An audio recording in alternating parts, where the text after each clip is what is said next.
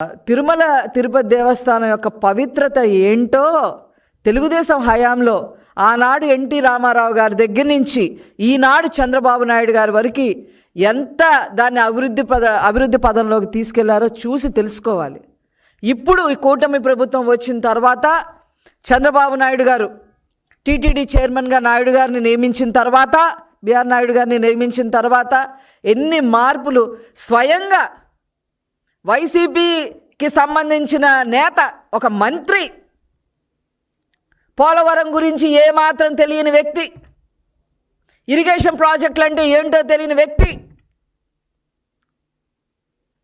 లంబాడీ డ్యాన్సులు వేసుకుంటా కాలం గడిపేసిన వ్యక్తి, చంద్రబాబు నాయుడు గారిని, చంద్రబాబు నాయుడు గారి సతీమణిని అందరినీ కూడా ఊకమ్ముడిగా పద్దాకల మాట్లాడే వ్యక్తి, మాట్లాడితే అశుభం తప్ప శుభం పలకని వ్యక్తి.